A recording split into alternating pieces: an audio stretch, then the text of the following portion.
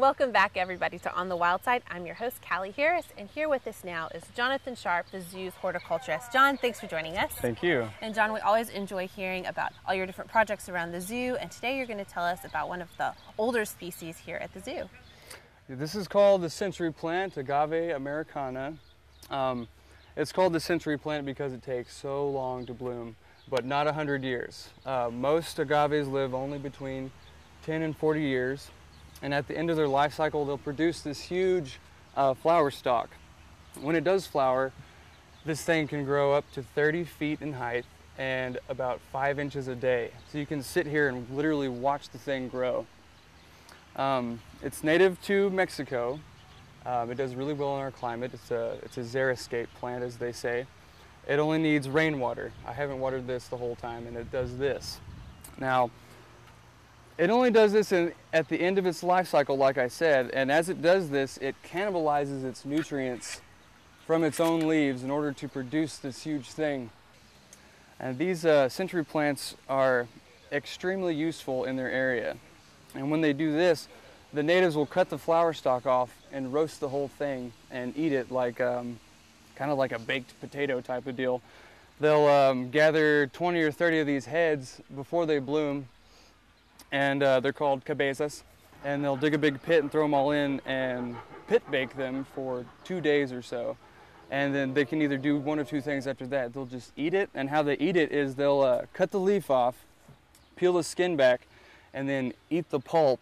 They chew it up and spit it out because there's so much fiber in it that they can't swallow that.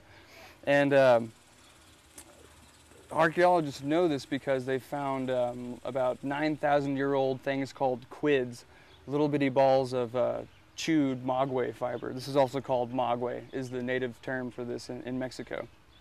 Another important resource this provides is something called agua miel, or honey water.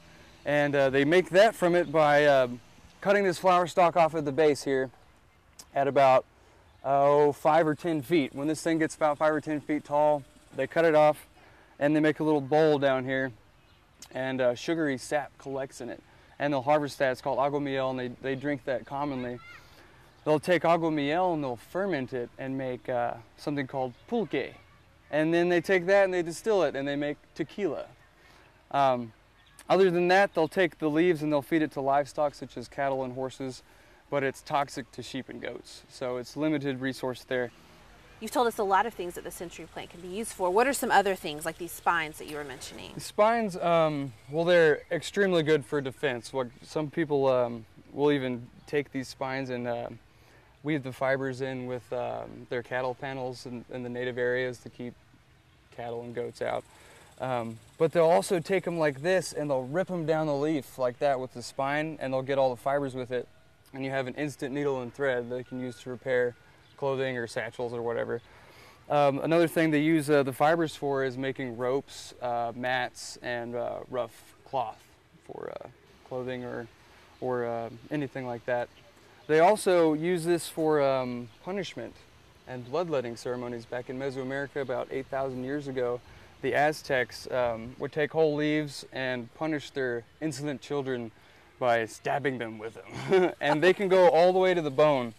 Believe me. Oh, goodness. So, well, really here at the zoo, we just enjoy the plants, and yes. We have 2 of them right now that are blooming. So I guess we can decide that they were probably planted about the same time? Yes, I'm guessing about 30 years ago, just on average. Now, and you said that they die after they bloom, but that's not going to be the end of century plants here at the zoo, is it? Right. As you can see, they produce pups as they grow, and once the main plant has flowered and died, the pups will continue to grow. So all that will need to be done will be to remove the dead plant from the center. So we'll do that and keep on enjoying the century plants for many years to come. Okay, Jonathan, thank you so much for joining us today, and we'll be right back.